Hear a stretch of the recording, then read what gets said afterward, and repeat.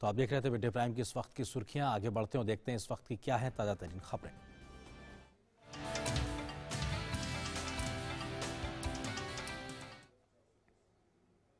आज संसद में केंद्रीय स्वास्थ्य मंत्री मनसुख मांडविया ने देश में कोरोना और वैक्सीनेशन के हालात पर जानकारी दी है। केंद्रीय स्वास्थ्य मंत्री ने देश को आश्वस्त किया है कि अभी तक देश में कोरोना के नए वेरिएंट ओमिक्रॉन का कोई भी मामला सामने नहीं आया है। सरकार स्थिति पर कड़ी नजर बनाए हुए, साथ ही उन्होंने कहा कि देश में कोरोना की किसी भी स्थिति से निपटने के लिए सभी संसाधन उपलब्ध हैं। ओमिक्रॉन वेरिएंट अभी दुनिया के 14 कंट्री में पाया गया है और यहाँ उसका अभ्यास हो रहा है। इंडिया में अभी उसका कोई केस रिपोर्ट नहीं हुआ है, लेकिन दुनिया में जिस तरह से इस वायरस के संदर्भ में हमें सूचना मिली है उसको देखते हुए एक एडवाइजरी भी डिक्लेयर की गई है। पोर्ट पर हमने भी देखरेख रखना शुरू कर दिया है। कोई भी ऐसे संदिग्ध केस है तो उसको तुरंत ही चेक करके उसको जीनोमिक सीक्वेंसेस भी करा रहे हैं। और आज के दिन में सारे प्रिकॉशन जो लेने की आवश्यकता है, क्योंकि कोविड क्राइसिस के दरमियान हमने बहुत कुछ सीखा है। आज हमारे पास बहुत कुछ संसाधन भी अवेलेबल है, सारी लेबोरेटरी भी अवेलेबल है। कोई भी कैसी भी स्थिति को हम देख सकते हैं। कोरोना के नए वेरिएंट को लेकर सरकार पूरी तरीके से सतर्क है। केंद्रीय स्वास्थ्य सचिव राजेश भूषण ने आज राज्यों के साथ कोरोना के ओमिक्रॉन वेरिएंट को लेकर आज समीक्षा बैठक की है। बैठक में राज्यों को कोविड नमूनों की जांच तेज करने के निर्देश दिए गए हैं। नए वेरिएंट को देखते हुए विदेश से आने वाले यात्रियों के लिए स्वास्थ्य मंत्रालय ने नए दिशा निर्देश जारी किए हैं, जो कि कल यानी 1 दिसंबर से प्रभावी होंगे।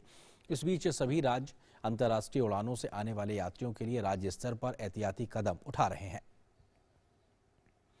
उत्तराखंड में कोरोना वायरस के नए वेरिएंट को देखते हुए एहतियाती कदम उठाए जा रहे हैं। एहतियात के तौर पर देहरादून जिले के 14 लोग जो हाल ही में विदेश से लौटे हैं, उन्हें 14 दिनों के लिए होम आइसोलेशन में रखा गया है।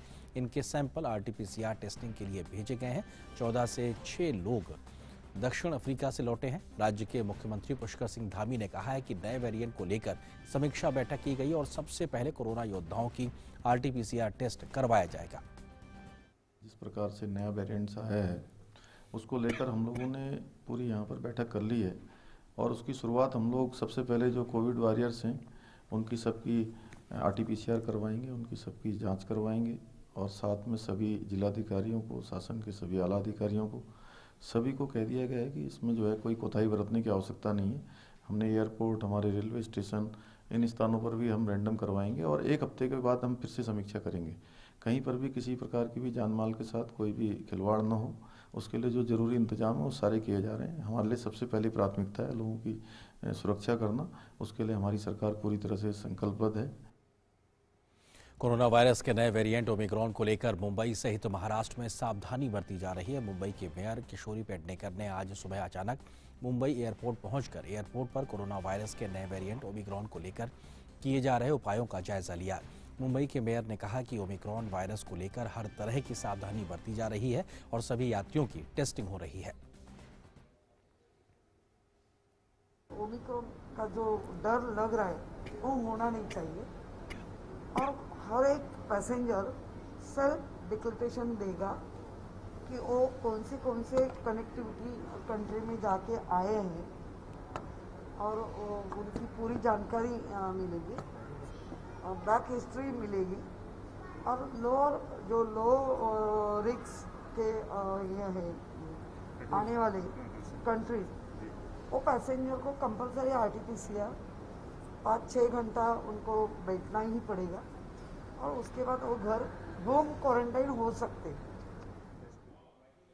और कोरोना के ओमिक्रॉन वेरिएंट को लेकर राज्य सरकारें भी लगातार सतर्कता बरत रही। अब केरल में 4 हवाई अड्डों पर विदेशों से आने वाले लोगों के टेस्ट के लिए स्वास्थ्य कर्मियों को तैनात किया गया है ताकि वे सभी के नमूने इकट्ठा कर सकें। केरल के स्वास्थ्य मंत्री वीना जॉर्ज ने कहा है कि केंद्र सरकार के दिशा निर्देशों के अनुसार अब तक उठाए गए कदमों पर चर्चा की गई है। चारों हवाई अड्डों पर स्वास्थ्य कार्यकर्ताओं को नियुक्त किया गया है जो कि लोगों के टेस्ट के डेटा को एकत्र करेंगे। इस दौरान जो लोग जोखिम वाले देशों से यात्रा कर रहे हैं उन्हें 7 दिनों के लिए क्वारंटाइन में रहना होगा। इसके अलावा उनका 8वें दिन फिर से आरटीपीसीआर परीक्षण किया जाएगा। अगर उनका टेस्ट नेगेटिव आता है तो उन्हें 7 दिनों के लिए आइसोलेशन में रहना होगा। guidelines of Government of India, we discussed what all steps we have so far taken and what all are to be taken. So in all the 4 airports, our health workers will be there and the data will be connected, and we'll be sharing this data with the police department and all. And Government of India has instructed to observe quarantine. All those who are traveling from high-risk countries, they have to be in quarantine for 7 days, and again on the 8th day they have to test. They have to do the RT-PCR test, and if they are negative, again they have to observe 7 more days of isolation. So totally they have to be in quarantine for 14 days. And also, so all these things we have analyzed and we have discussed, we have informed all our DMOs, DPMs, DSOs, etc. We have communicated with the districts, so we'll be doing it. और इस बड़ी खबर पर अधिक बातचीत करने के लिए हमारे सहयोगी संवाददाता नितेंद्र सिंह इस वक्त हमारे साथ में मौजूद हैं, उनसे हम बात करते हैं। नितेंद्र, अगर बात की जाए तो आज एक बेहद महत्वपूर्ण बैठक और कोविड के नए वेरिएंट को लेकर केंद्रीय स्वास्थ्य सचिव की राज्यों के साथ में क्या कुछ महत्वपूर्ण बातें साझा की गई, क्या कुछ जानकारी, क्या कुछ दिशा निर्देश? देखिए अरिंद्र, बहुत इंपॉर्टेंट बैठक थी। 10:30 बजे हेल्थ सेक्रेटरी ने सभी राज्यों के साथ वीडियो कॉन्फ्रेंसिंग के जरिए बैठक की और उसमें 4-5 बातों पर खास तौर पर फोकस था।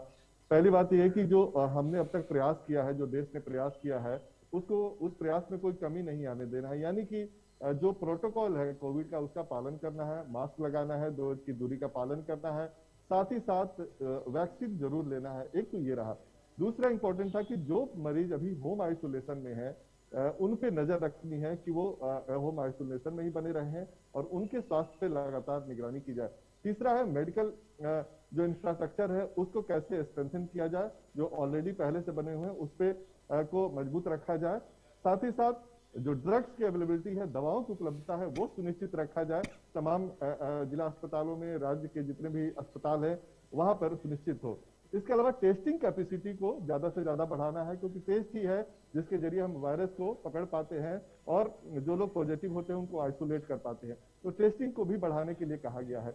इसके अलावा जो हर घर दस्तक महाअभियान चलाया जा रहा है उसको 31 दिसंबर तक बढ़ा दिया गया है और उसमें कोशिश ये की जा रही है कि जो पहली डोज जिनकी अभी बाकी है उनको 100% लोगों को, 100% लोगों को पहली डोज लग जाए और जिन लोगों की दूसरी डोज बाकी है उनको भी दूसरी डोज लग जाए। तो ये तमाम बड़े फैसले मतलब मीटिंग में, ये बैठक में राज्यों से कहा गया है और इस पर अमल करने के लिए कहा गया है। नितेंद्र, महत्वपूर्ण चीज ये भी है कि जिस तरीके से जो रिस्क वाले कंट्रीज हैं उनके माध्यम से ट्रैवल करके जो यात्री भारत आ रहे हैं उन पर विशेष निगरानी की जरूरत है। हालांकि तमाम प्रयास किए जा रहे हैं, लेकिन और प्रभावी तरीके से इस रणनीति को जमीन पर उतारा जाए, इसको लेकर भी कोई खास बातचीत आज की इस बैठक में? जी बिल्कुल। देखिए, जिन राज्यों में इंटरनेशनल जो प्लेन आते हैं या फिर इंटरनेशनल एयरपोर्ट है वहां पर भी सख्त निगरानी के लिए कहा गया है। केंद्र सरकार ने पहले ही गाइडलाइन जारी किया हुआ है कि जो लोग भी प्रभावित देश से आ रहे हैं उनको RT-PCR निगेटिव टेस्ट के साथ आना है। साथ ही साथ 14 दिन का उनको अपने ट्रेवल हिस्ट्री भी बताना है। इसके अलावा वो जब एयरपोर्ट पे आएंगे तो उनका RT-PCR टेस्ट होगा। अगर रिपोर्ट निगेटिव होता है तब भी आपको 7 दिन का होम आइसोलेशन में रहना होगा और उसके बाद आपको फिर एक टेस्ट करानी है और वो रिपोर्ट निगेटिव आने के बाद भी आपको 7 दिन तक अपने स्वास्थ्य का निगरानी रखना है। तो ये कदम उठाए जा रहे हैं। इसके अलावा ये भी इम्पोर्टेंट इस बैठक में तय किया गया है और शेयर किया गया राज्यों से कि ये जो नया वेरिएंट है वो RT-PCR और रैट जो टेस्टिंग का गोल्ड स्टैंडर्ड है उसके दायरे में आ जा रहा है, यानी कि उससे पहचान हो जा रही है। तो एक अच्छी बात यह है कि RT-PCR अगर टेस्ट होता है तो नए वेरिएंट की भी पहचान होती है। तो ये भी राज्यों से साझा किया गया है। तो एक बहुत इंपॉर्टेंट है और सख्त निगरानी रखी जा रही है। कोशिश ये किया जा रहा है कि जो भी लोग प्रभावित देश से आ रहे हैं उनको किसी भी तरीके से आइसोलेट करके निगरानी में रखा जाए ताकि देश में इस वायरस का, इस म्यूटेशन का कोई प्रभाव ना हो। और अभी तक भारत में कोई केस नहीं आया। नितेंद्र, एक चीज महत्वपूर्ण ये भी है कि टेस्टिंग ट्रैकिंग पे लगातार प्रभावी काम करने की बात की जा रही है, लेकिन जीनोम सीक्वेंसिंग को भी बढ़ाने का जिक्र लगातार हम सुन रहे हैं। इसको लेकर भी आज कुछ इस बैठक में महत्वपूर्ण बातचीत? जी बिल्कुल। देखिए, कई जो देश से प्रभावित देश से कुछ लोग पॉजिटिव पाए गए हैं तो उनको उनकी सैंपल लेकर के टेस्ट की जा रही है और उनकी जीनोम सीक्वेंसिंग की जा रही है। आज शाम तक कुछ रिपोर्ट भी आने की संभावना है। कोशिश ये हो रही है कि जितने भी, क्योंकि पूरे देश भर में नेटवर्क है और वहां पर जीनोम सीक्वेंसिंग हो रहा है अलग अलग रीजन में, और उस रीजन में जहां भी सस्पेक्ट केस पाया जा रहा है उसके सैंपल लेकर के उसको जीनोम सीक्वेंसिंग किया जा रहा है, ताकि ये पता लगे कि कोई म्यूटेशन नया तो नहीं है हुआ है, या फिर जो ये साउथ अफ्रीका का जो वेरिएंट है उसको किसी तरीके से पहचान किया जाए। लेकिन अभी भारत में कोई मामला नहीं है। सबसे अच्छी बात यह है अरेंद्र की जो प्रोटोकॉल है उसका पालन करना बहुत जरूरी है। जैसे मास्क लगाना, 2 गज की दूरी का पालन करना और वैक्सीन लगाना बहुत जरूरी है। जो लोग अभी वैक्सीन नहीं लिए हैं उनको वैक्सीन जरूर लगाने देनी चाहिए, क्योंकि अभी 12 करोड़ ऐसे लोग हैं जिन्होंने सिंगल डोज तक नहीं लगाया है देश में। और ऐसे लोगों को जो घर घर दस्तक अभियान के जरिए उनको वैक्सीन लगाने की अपील की जा रही है सरकार की तरफ से, क्योंकि वैक्सीन आपको प्रोटेक्शन देता है। और अगर आप प्रोटोकॉल का पालन करेंगे, मास्क लगाएंगे, भीड़ भाड़ में जाने से बचेंगे, तो चाहे कोई वेरिएंट हो, कोई भी वायरस हो, उससे आपका बचाव होगा। हमने देखा है नितेंद्र, इस बात पे भी लगातार जोर रहा है कि तमाम राज्यों के माध्यम से इस प्रकार से प्रयास किए जाएं कि जो व्यक्ति वैक्सीन के लिए एलिजिबल हैं वो जल्दी से जल्दी वैक्सीन लगवाएं। खासतौर से उनके फोकस किया जा रहा है जो एक वैक्सीन लगवा चुके हैं, अगर दूसरी में वो ढिलाई बरत रहे हैं। तो इसको लेकर जो हर घर दस्तक का ये जो कार्यक्रम चल रहा है, इसको और प्रभावी तरीके से जमीन पर उतारने के लिए भी कुछ आज इस बैठक में बातचीत। जी बिल्कुल, निश्चित तौर पर आज की बैठक में भी जो स्वास्थ्य सचिव की बैठक हुई थी उसमें भी इस बात पे जोर दिया गया कि वैक्सीनेशन की गति को तेज किया जाए। इस वजह से ही आप देख रहे हैं कि हर घर दस्तक के अभियान को 31 दिसंबर तक बढ़ा दिया गया है। साथ ही साथ जब प्रधानमंत्री ने बैठक ली थी तो प्रधानमंत्री ने भी कहा था कि वैक्सीनेशन की गति को तेज किया जाए।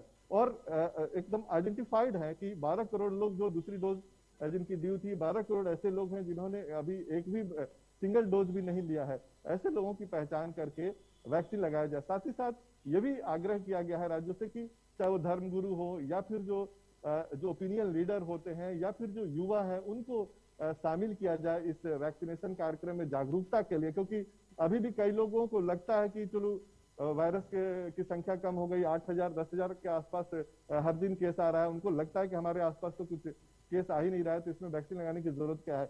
ये जो मन में लोगों की बैठा हुआ है उसको दूर करने की जरूरत है, क्योंकि अगर एक भी वायरस हमारे देश में रहेगा तो उससे प्रसार दूसरे लोगों को हो सकता है। इसलिए टीकाकरण जरूरी है। टीकाकरण से फायदा आपको यह है कि आपको मौत से बचाता है और आपको हॉस्पिटलाइजेशन से बचाता है। इसलिए वैक्सीन लगाना बहुत जरूरी है, न केवल सिंगल डोज बल्कि दोनों डोज लगाना बहुत जरूरी है। जी शुक्रिया नितेंद्र, फिलहाल इस बातचीत के लिए, हमारे साथ जुड़ने के लिए और विस्तार से बात को सामने रखने के लिए शुक्रिया आपका। वहीं कोरोना के नए वेरिएंट के खतरे के बीच अच्छी खबर यह है कि देश में जारी राष्ट्रव्यापी कोविड टीकाकरण अभियान ने 125 करोड़ 25 लाख का आंकड़ा पार कर लिया है। पिछले 24 घंटे में 78,80,545 वैक्सीन की डोज देश में दी गई हैं। राष्ट्रव्यापी टीकाकरण अभियान के तहत केंद्र सरकार राज्यों और केंद्रशासित प्रदेशों को निःशुल्क टीके उपलब्ध करा रही है। आगे बढ़ते हैं और नजर डालते हैं इस वक्त कुछ और राष्ट्रीय महत्व की खबरों पर।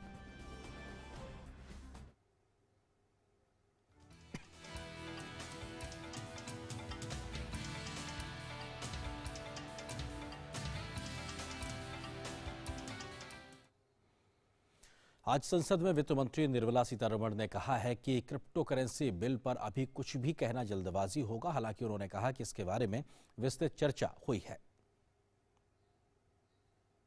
The issues pertaining to regulatory capacities and also the fact that it has proliferated in the last 2-3 years are well taken note of, and I can only go that far to say we've had extensive discussions on this. संसद के शीतकालीन सत्र के दूसरे दिन लोकसभा की कार्रवाई विपक्ष के हंगामे के कारण दोपहर 2 बजे तक के लिए आज स्थगित हो गई है। लोकसभा अध्यक्ष ओम बिरला ने सदन में प्रश्नकाल के दौरान विपक्ष के हंगामे को उचित नहीं ठहराते हुए कहा कि विपक्ष सकारात्मक चर्चा के माहौल को खराब कर रहा है। आप आंध्र प्रदेश पुनर्गठन के मामले पर कई बार इश्यू उठाते हैं, सदन में चर्चा नहीं करना चाहते हैं, ये उचित नहीं है। मैंने सभी माननीय सदस्यों को कहा है कि प्रश्नकाल के अंदर ये प्रश्नकाल माननीय सदस्यों का है, उनको पर्याप्त समय पर्याप्त अवसर मिलता है चर्चा संवाद करने का। माननीय सदस्य अगर प्रश्नकाल के अंदर हंगामा करेंगे तो कैसा सकारात्मक माहौल जाएगा, ये उचित नहीं है। अच्छे वातावरण को बनाए। आपकी मैंने किसी बात को नहीं माना है तो आप बेल में आइए, उसके पहले बेल में आना कहां तर्क है, ये तर्क उचित नहीं है। राज्यसभा के सभापति एम वेंकैया नायडू ने विपक्ष के 12 सांसदों के निलंबन को रद्द करने के अनुरोध को खारिज कर दिया है। सभापति एम वेंकैया नायडू ने कहा है कि राज्यसभा के सभापति को कार्रवाई करने का अधिकार है और सदन कार्रवाई भी कर सकता है। साथ ही उन्होंने कहा कि विपक्ष का रवैया अब भी गलत है और उन्हें उम्मीद है कि सदन के प्रमुख लोग विपक्षी पिछले जो सत्र की घटना की निंदा करेंगे, लेकिन ऐसा कुछ भी अभी तक हुआ नहीं है। The Rajya Sabha is a continuing institution, and the chairman of the House of the Rajya Sabha is empowered 256, 259, 266, even other residuary powers also. Chairman can take action and also the House can take action. What happened yesterday is not chairman taking action. It is the House, after a resolution is moved, that has taken action. You try to mislead the House, you disturb the House, you ransack the table, and you also throw the papers on the chair, and also you have got, some of them have gone down to the table, and then you are giving me lessons. So this is not the way. The motion was moved, it was approved, action is taken, it is final. Rajya Sabha के सभापति वेंकैया नायडू की ओर से सांसदों के निलंबन को वापस न लिए जाने के बाद कांग्रेस, तृणमूल कांग्रेस समेत कई विपक्षी पार्टियों के सांसदों ने वॉकआउट किया।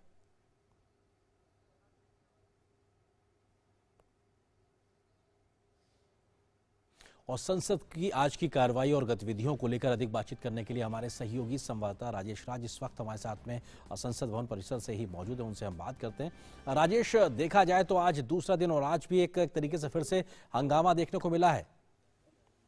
देखिए, बिल्कुल आर्येंद्र, आज जिस तरीके से राज्यसभा को चलाने की कोशिश की गई 11 बजे, लेकिन सभापति वेंकैया नायडू ने जो ही सदन चलाने की कोशिश की, जो नेता विपक्ष हैं मल्लिकार्जुन खड़गे, उन्होंने एक जो है वो सबमिशन पेश किया। हालांकि उन्होंने कहा कि स्टेटमेंट देने की कोशिश की, लेकिन सभापति ने कहा कि नहीं, स्टेटमेंट नहीं, तो उन्होंने सबमिशन देने की कोशिश की और उसमें उन्होंने कहा कि जो 12 सांसद निलंबित हुए हैं उनके निलंबन को वापस कर दिया जाए। लेकिन सभापति ने नियम का हवाला देते हुए उनकी मांग को खारिज कर दिया और स्पष्ट तौर पर उन्होंने कहा कि आप टेबल पर चढ़कर जो है वो पर्चे फाड़े, सुरक्षा कर्मियों के साथ मिसबिहेव करें और तमाम तरह की जो मिसहैपनिंग है वो अगर सदन के अंदर करते हैं तो फिर आखिर जो निलंबन है उसको कैसे गैर कानूनी ठहराया जा सकता है।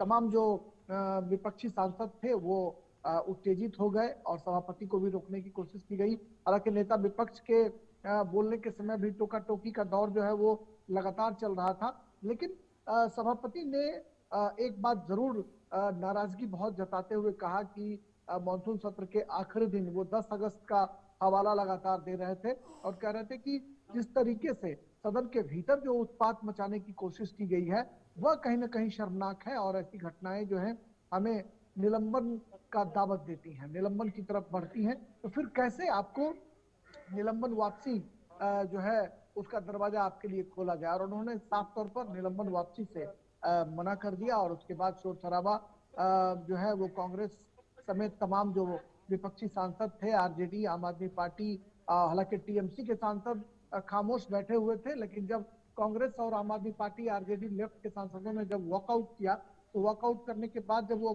गांधी की स्टेच्यू पर जब वो धरना देने के लिए पहुंचे तो टीएमसी के जो सांसद थे वो भी उसमें धरना पर शामिल हो गए, लेकिन बाइकआउट जो किया गया उस बाइकआउट में वो जो है वो शामिल नहीं थे और इस तरीके से सदन की कार्रवाई जो है वो चलती रही, लेकिन विपक्षी सांसद जो थे वो सदन से नदारती की। राजेश, जो गतिरोध बना है उसको तोड़ने को लेकर, उसको खत्म करने को लेकर क्या कुछ एक प्रयास और रणनीति की अगर बात की जाए सरकार की ओर से, ताकि जो विधायी कामकाज है वो बेहतरी से चल सके और संवाद के साथ साथ शांति भी रहे सदन में, जिस बात की बात प्रधानमंत्री ने की थी पहले दिन? देखिए, जो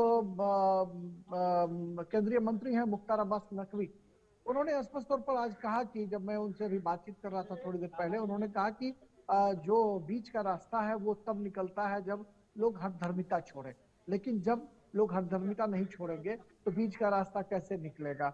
मैंने उनसे सवाल भी पूछा कि आखिर उनका कहना है कि ये मानसून सत्र के आखिरी दिन की घटना थी और कार्रवाई जो है वो कल हुई है 29 नवंबर को। तो उन्होंने कहा कि घटना उस वक्त की जरूर है, लेकिन उसकी जो गूंज है वो कल सुनाई इसलिए पड़ी कि हाउस उस समय खत्म हो गया था और विपक्षी जो सांसद हैं वो नियमों का हवाला देकर इसे गैर कानूनी ठहरा रहे हैं, लेकिन सत्ता पक्ष के लोग कह रहे हैं कि मामला जो है वो हाउस के ऑर्डर का है, लिहाजा जो जिस तरीके से सदन में उत्पात मचाने की कोशिश की जाती रही है वो कहीं ना कहीं ऐसी जो घटनाएं हैं उस पर निलंबन के बाद सांसदों को बढ़िया आचरण करने की नसीहत भी देते हैं।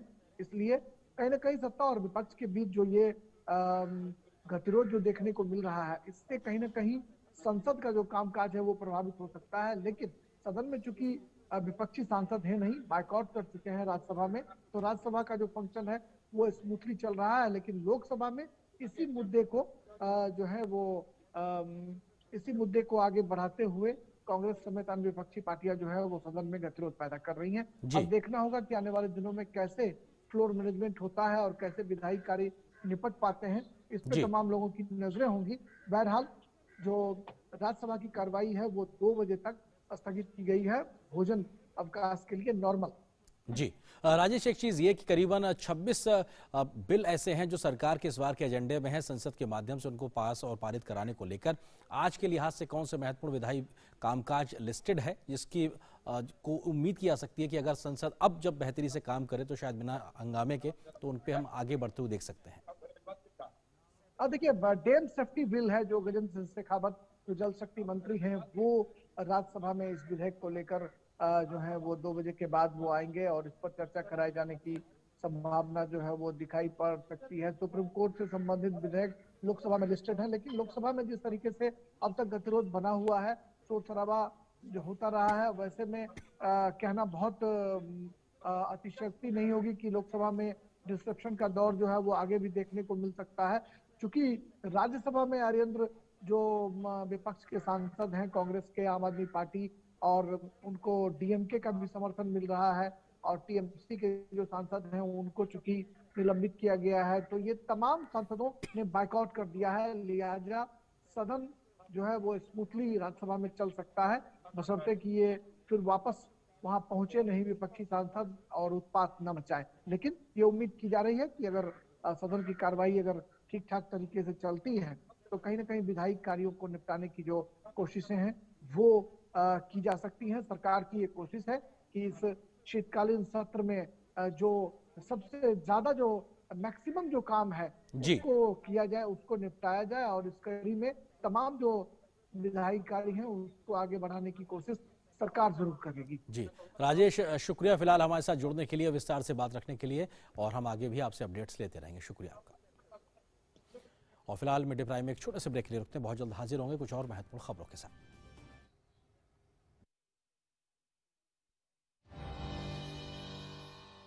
बाढ़ ने मचाई तबाही, गांव हुआ तहस नहस।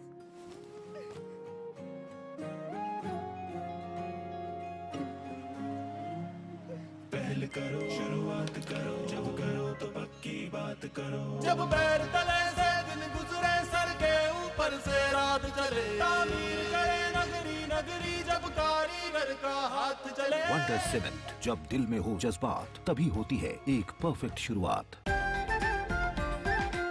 मुझे जॉब छोड़ा फिर भी सो कूल। ब्रो, नए चैलेंजेस नए मौके लाते हैं। अच्छा सीरियसली राहुल, मेरा पूरा घर now it's an online retail store. देख। वाओ, लेकिन पैसे? कुछ साल पहले दिवाली बोनस को इन्वेस्ट किया था। और अब तो है LIC का यूलिप प्लान निवेश प्लस। एक बार इन्वेस्ट करो, इंश्योरेंस से सुरक्षा का लाभ और मार्केट की बढ़त का फायदा दोनों पाओ। 1 sec Rahul. Madam, you are double cool. हमेशा 2 अगरबत्ती क्यों? तू ही हंसी, एक तुम्हारे लिए तू ही खुशी, और दूसरी सबके लिए। तू ही माँ, तू ही। Cycle pure अगरबत्तीज। आजादी के अमृत महोत्सव के अवसर पर यूनियन बैंक ऑफ इंडिया लाया है लोन उत्सव। आइए, होम लोन सिर्फ 6.40 के लोएस्ट इंटरेस्ट रेट पर with 0 processing charges. SMS YOLO to 56161 और give a missed call to 96193 333333।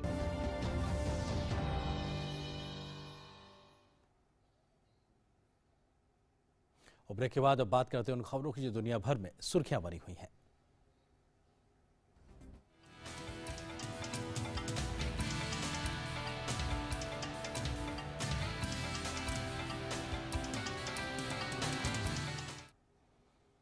Bharat और उरुग्वे के बीच चौथी विदेश कार्यालय परामर्श वार्ता कल मोंटेवीडियो में हुई।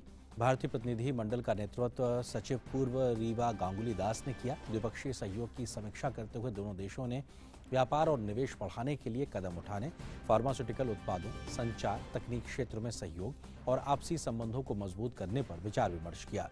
कोविड महामारी, वैक्सीन, दवाओं की उपलब्धता और कोविड टीकाकरण परस्पर मान्यता पर भी विचार विमर्श किया गया। विदेश मंत्रालय ने बताया है कि विचार विमर्श सद्भावपूर्ण माहौल में हुआ। दोनों पक्ष अगली परामर्श वार्ता दिल्ली में करेंगे। भारतीय मूल के पराग अग्रवाल ट्विटर के नए मुखिया होंगे। ट्विटर के सीईओ जैक डोर्सी ने अपने पद से इस्तीफा दे दिया है। डोर्सी ने कंपनी के कर्मचारियों को लिखे एक पत्र में कहा कि कंपनी में को फाउंडर और सीईओ तक की भूमिका निभाने के बाद लगभग 16 साल के बाद मैंने फैसला किया है कि आखिरकार मेरे लिए जाने का एक समय आ गया है। निदेशक मंडल ने सर्वसम्मत से पराग अग्रवाल की सीईओ और बोर्ड के सदस्य के रूप में नियुक्ति को तत्काल प्रभाव से मंजूरी दे दी है। पराग अग्रवाल पिछले एक दशक से ट्विटर से जुड़े हुए हैं। एक विशेष सॉफ्टवेयर इंजीनियर के रूप में ट्विटर ज्वाइन किया था उन्होंने और फिर चीफ टेक्नोलॉजी ऑफिसर भी वो बने। ट्विटर से पहले पराग अग्रवाल माइक्रोसॉफ्ट, याहू और AT&T लैब्स के साथ काम कर चुके हैं। पराग अग्रवाल ने IIT बॉम्बे से कंप्यूटर साइंस और इंजीनियरिंग में बीटेक की पढ़ाई की है और स्टैनफोर्ड यूनिवर्सिटी से PhD पूरी की है।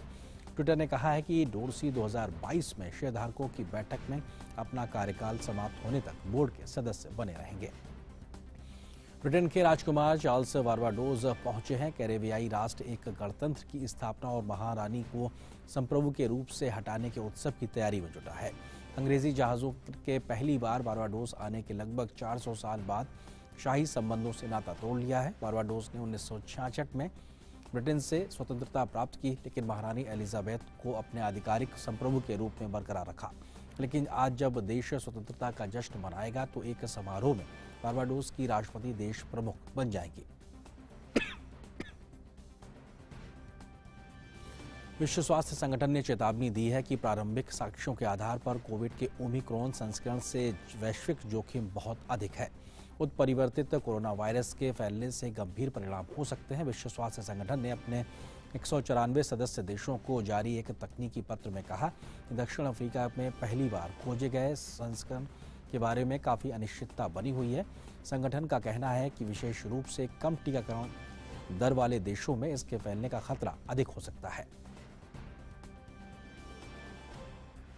G7 देशों के स्वास्थ्य मंत्रियों ने दुनिया भर में फैल रहे नए ओमिक्रॉन कोविड से निपटने के लिए तत्काल कार्रवाई का आह्वान किया है। ओमिक्रॉन संस्करण से संबंधित चिंताओं पर आपात बैठक के बाद G7 मंत्रियों ने एक संयुक्त बयान जारी किया है। एक संयुक्त बयान में उन्होंने कहा है कि वैश्विक समुदाय को एक नए खतरे का सामना करना पड़ रहा है। कोविड का यह अत्यधिक संक्रामक रूप है जिसको रोकने के लिए तत्काल कार्रवाई की आवश्यकता है। टीकों की उपलब्धता सुनिश्चित करने की रणनीतिक प्रासंगिकता पर बल देते हुए उन्होंने अपनी दान प्रतिबद्धताओं को बनाए रखने के साथ साथ अनुसंधान और विकास को सहायता प्रदान करने का संकल्प लिया है। कोरोना वायरस के नए वेरिएंट ओमिक्रॉन को लेकर अमेरिकी राष्ट्रपति जो बाइडेन ने कहा है कि नया वेरिएंट चिंता का कारण है, ये घबराहट का कारण नहीं है। साथ ही उन्होंने कहा कि इसे लेकर वे एक विस्तृत रणनीति पेश करेंगे जिसमें सर्दी में कोविड से लड़ने, टीकाकरण, बूस्टर डोज और टेस्टिंग सहित कई बातें शामिल होंगी। इसके अलावा उन्होंने अमेरिकी नागरिकों से बूस्टर शॉट्स पूरी तरीके से टीकाकरण करने का आग्रह किया है। साथ ही अमेरिकी राष्ट्रपति ने कहा कि व्हाइट हाउस वैक्सीन निर्माता कंपनियों फाइजर, मॉडर्ना और जॉनसन एंड जॉनसन के साथ नए वेरिएंट से निपटने के लिए आकस्मिक योजना विकसित करेगा। अमेरिकी दवा निर्माता कंपनी फाइजर ने कहा है कि उसने पहले से ही अपने कोविड वैक्सीन के एक संस्करण पर काम करना शुरू कर दिया है, जो विशेष रूप से ओमिक्रॉन संस्करण को लक्ष्य बनाकर तैयार किया जा रहा है। फाइजर के CEO अल्बर्ट बोर्लो ने यह भी कहा है कि उन्हें विश्वास है कि फर्म की हाल ही में जारी की गई एंटीवायरल गोली ओमिक्रॉन के खिलाफ प्रभावी होगी। बोर्लो ने कहा कि उनकी कंपनी ने ओमिक्रॉन के खिलाफ अपने मौजूदा टीके का परीक्षण शुरू किया है, जिसे पहली बार दक्षिण अफ्रीका में रिपोर्ट किया गया था। कंपनी ने पहला DNA टेम्पलेट बनाया है, जो एक नए टीके के लिए विकास प्रक्रिया का पहला हिस्सा है। कनाडा में कोरोना वायरस के ओमिक्रॉन वेरिएंट को 2 और नए मामले राजधानी ओटावा में पाए गए हैं, जिससे देश में नए वेरिएंट के कुल मामले 5 हो गए हैं। इससे पहले क्यूबेक में एक वेरिएंट का पहला मामला मिला था। क्यूबेक के स्वास्थ्य मंत्री क्रिश्चियन डुवे ने कहा कि नए वेरिएंट से प्रभावित देशों से आने वाले 115 यात्रियों की जांच की गई है। उन्हें आइसोलेशन में रहने को कहा गया है। क्यूबेक में पहला मामला नाइजीरिया से लौटे यात्री में मिला है। इससे पहले रविवार को ओंटारियो प्रांत में नाइजीरिया से लौटे 2 लोगों में नए वेरिएंट के मामले मिले थे। फिलहाल ओंटारियो ने कोरोना टेस्ट के पॉजिटिव पाए गए जांचों का जीनोमिक सीक्वेंस किया जा रहा है।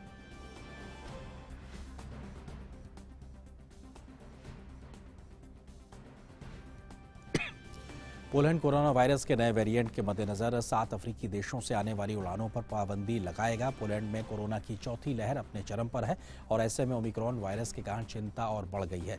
दक्षिण Africa, Zimbabwe, Lesotho, Mozambique, Namibia, Botswana, Eswatini ने आने वाली उड़ानों पर पाबंदी लगाई जाएगी।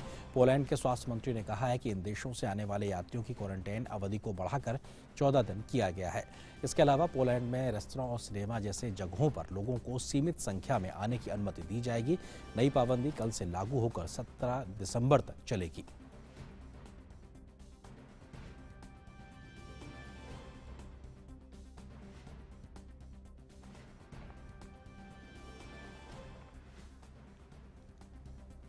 लैटिन अमेरिकी देशों ने कोरोना वायरस के नए वेरिएंट के फैलने के मद्देनजर अफ्रीकी देशों से आने वाले यात्रियों के लिए नए कदमों की घोषणा की है। क्यूबा ने दक्षिण Africa, Botswana, Lesotho, Eswatini, Namibia, Malawi और मोजाम्बिक से आने वाले यात्रियों के लिए 4 दिसंबर से पाबंदियों को बढ़ाने का फैसला किया है। क्यूबा से आने वाले यात्रियों को वैक्सीनेशन का सबूत, 3 PCR टेस्ट और 7 दिन के क्वारंटाइन सहित कई एहतियाती कदमों का पालन करना होगा। इस बीच अर्जेंटीना अफ्रीका से आने वाली सीधी उड़ानों को फिर से शुरू करने का फैसला टाला गया है। पिछले 14 दिनों में अफ्रीका गए लोगों को देश में आने पर 14 दिनों तक आइसोलेशन में रहना होगा। चिली भी नए वेरिएंट के कारण दिसंबर में से कुछ अफ्रीकी देशों से आने वाले यात्रियों के आने पर पाबंदी लगाएगा। बांग्लादेश ने नए कोविड वेरिएंट से निपटने के लिए स्वास्थ्य दिशा निर्देश जारी किए हैं। बांग्लादेश के स्वास्थ्य सेवा महानिदेशालय ने नए वेरिएंट ओमिक्रॉन को रोकने के लिए 15 सूत्रीय दिशा निर्देश जारी किए हैं। सोमवार को जारी अधिसूचना के अनुसार दक्षिण Africa, Namibia, Zimbabwe, Botswana, Eswatini, Lesotho और विश्व स्वास्थ्य संगठन द्वारा नए वेरिएंट से प्रभावित देशों से आने वाले लोगों की टेस्टिंग और स्क्रीनिंग को बढ़ा दिया गया है। दिशा निर्देश में पर्यटक स्थलों, मनोरंजन स्थलों जैसे सार्वजनिक स्थानों पर किसी तरह की भीड़ होने देने से बचने के लिए कहा गया है। रेस्तरां को 50% क्षमता के साथ चलाने को कहा गया है। साथ ही दिशा निर्देश में कहा गया है कि ओमिक्रॉन प्रभावित देशों से आने वाले लोगों को 14 दिन क्वारंटाइन करना होगा।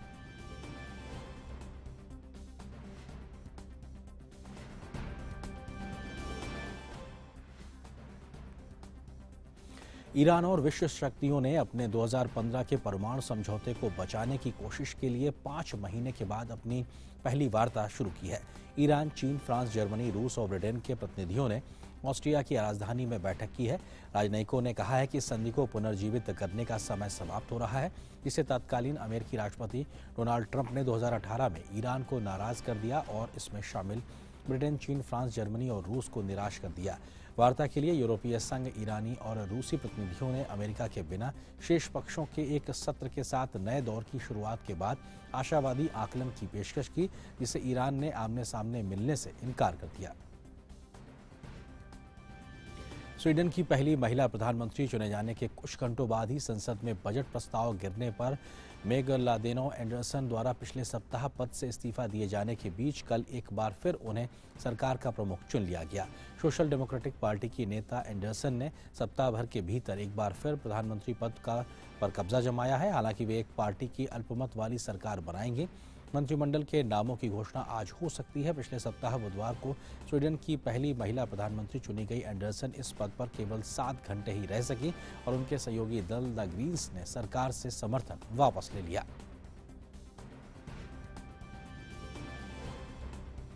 तुर्की से इस्तांबुल शहर और अन्य हिस्सों में आए भीषण तूफान के कारण कम से कम 4 लोगों की मौत हो गई और 19 अन्य लोग घायल हुए हैं। 130 किलोमीटर की गति से आए तूफान के कारण शहर के करीब 1.5 करोड़ लोग प्रभावित हुए हैं। मृतकों में एक विदेशी नागरिक भी शामिल है और घायलों में से 3 की स्थिति गंभीर बताई जा रही है। तेज हवाओं के कारण छत गिरने, साइन बोर्ड के उड़ने और यहां तक कि तेज आंधी ने शहर के घंटाघर को भी गिरा दिया है। इस्तांबुल नगरपालिका के अनुसार तेज हवाओं के कारण